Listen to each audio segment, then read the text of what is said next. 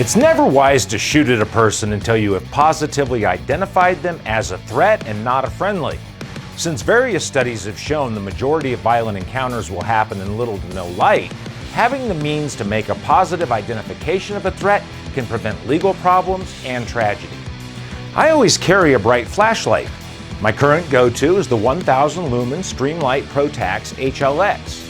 For a defensive light, I need to know that it will work when it counts, will withstand being dropped, will put out enough light, and will throw those photons a long distance. This is why you need a dedicated defensive light and not that dim little bulb on your iPhone. I also need to be able to integrate that light into a two-handed shooting grip, employing either the Harry's, the Rogers, the syringe, or I can use it in a single-handed grip using the FBI technique that moves the light away from my body, so if the bad guy shoots at it, he's less likely to hit me. Any shooting grip that employs my flashlight will weaken my grip on my gun somewhat and degrades my accuracy and control. So what is the answer? One solution is to put the light on the weapon. But there are as many pros and cons to using a weapon-mounted light as there are WMLs on the market. So let's go over some of the benefits and some of the drawbacks to mounting a light on your weapon. And keep in mind, this is for self-defenders whose goal is to survive an attack and escape, not for special teams who have a very different mission profile. Let's start with the drawbacks and then we'll get into the benefits. First, having your light on your weapon means that anything you want to identify, you need to point your gun at it. This is a violation of rule number 2, never let your muzzle cover anything you don't intend to destroy. In order to identify if that person in your kitchen at 2 a.m. is a threat or your hungry teenager grabbing a midnight snack, you have to point your gun in their general direction. You can bounce the light off the floor by holding it a 45-degree low ready, or even coming up slightly to illuminate the baseboards and use the light bounce and the spill to identify the person. This lower approach also lets you have a good view of their hands so that you can determine if they have a weapon. A high on-target stance can cause the gun itself to obscure their hands. By having your flashlight off the gun, you can shine it into corners or across the room while pointing your gun someplace else. This is particularly dangerous when you consider the startle flinch response. Hearing a noise in the dark and then seeing a human figure before you can cause someone who doesn't have a lot of training to flinch and shoot before the brain has time to sort out if the human is friend or foe. The second drawback is similar to the first in that you need to point your gun to illuminate things, but since you're more likely to need to shine a flashlight on 10 million things other than an attacker, having your light mounted on your gun means that you remove it from day-to-day use unless you want to deal with the legal and social implications of pointing your gun at a baby while someone makes an emergency diaper change on the hood of the car. Don't do that. A way around this is to carry both a weapon-mounted light and a bright detached handheld flashlight, both for tactical and day-to-day use.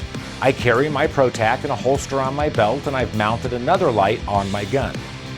Holster selection is the third drawback. There are a few standard off-the-shelf offerings for weapon-mounted lights if you're carrying a Glock with a Streamlight TLR1. Otherwise, there are so many weapon and light combinations that no retailer is going to have the sheer number of possible variants to fit your setup. If you do decide to carry, you're likely going to need to find your local Kydex holster maker or hit the internet to find someone to custom make your gun and light combination that also checks all of the other boxes that you need for how you like to carry. There are quite a few benefits of having a light on your gun as well. First, when the bump in the night wakes you up, you're not scrambling around in the dark trying to find your flashlight. I can't tell you how many times I've knocked my bedside flashlight off the nightstand in the dark and needed to turn on the lights to find the light. This is especially easy when you're startled awake and the brain is still turning over trying to get running. Once you have a grip on the gun, you have your light. Second, the light mounted to the gun means that you have your free hand free to deal with other things like turning doorknobs.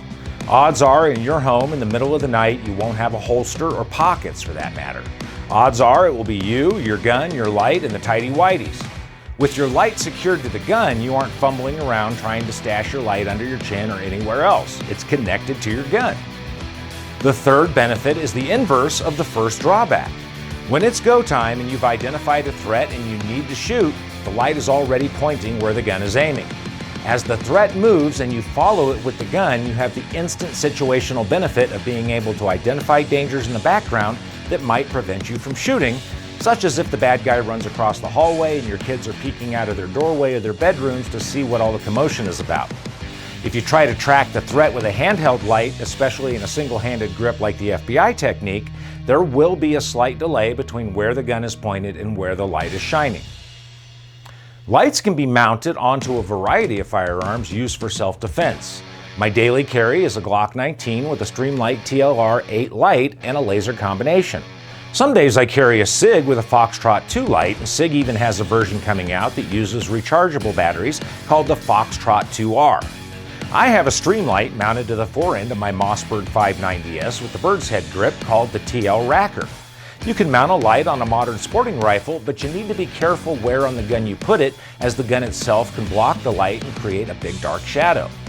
There are two terms that light makers use to describe their lights: lumens and candela. Lumens speak to how many photons the light gives off. Candela speaks to how far those photons are thrown. You might think that you want all of the lumens and candelas, but that isn't always the case. You want a light that is bright enough to see clearly, but not so bright that you blind yourself if you shine it on a reflective surface like a mirror or a white wall. Also, if the light is too bright, it can wash out all of the detail on a face so that you may know that you're face to face with a human, but you can't tell if it's your spouse or Charles Manson. The more lumens the light has, the more light it will put out, but that light may not go very far and may instead just illuminate you and the area all around you. The more candela it has, the farther that light may go, but because of the reflectors or lens geometry, it may only have a tightly focused beam and no light spill to allow you to bounce the light for safe identification. I like a weapon-mounted light in the 500 to 700 lumen range with about a 10 to 20,000 candela. Color of the light will also play a role in how well you can see. A warmer color in the 3 to 4,000 Kelvin range is better for most practical applications than a bright blue-white cold light in the 6,000 Kelvin range. You'll also get better detail with a warmer light, and it will penetrate into crowded, dark areas better without whiting out on the first object it bounces off of. A warmer light will also pierce atmospherics such as dust, drizzle, or mist better than a colder light. Another consideration is how the light attaches to your gun. Not all lights attach to all guns. Some pistol lights can be mounted to shotguns and rifles, and some pistol lights only fit full-size pistols and not the sub or super compacts. If your pistol has a standard 1919 Picatinny rail, then you have a lot of lights to choose from. Some lights, like these from SIG, have different mounting keys that let them fit different mounts, but neither of them will fit the SIG P365 because it has a special narrower rail. The same goes for long guns. Some use pick mounts, others use M-LOK attachments, or some other means to connect to the gun. You need to ensure that the light can mount easily to your weapon. The last consideration to consider when choosing a light is how it is activated.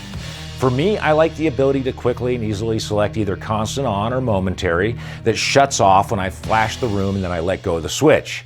Many lights have some means of programming the mode that you'd like, and others are either only momentary or only constant. Some even strobe, but I'm really not a fan as it confuses the brain with too many slices of data. I do, however, like to momentarily shine a light in the room and then turn it off, keeping the photo my brain took and then moving so my position isn't known.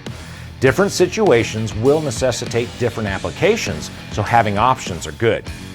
And speaking of options, Sportsman's Warehouse has a wide selection of both handheld and weapon-mounted tactical lights. You can check them out the next time you're in the store or online at sportsmans.com.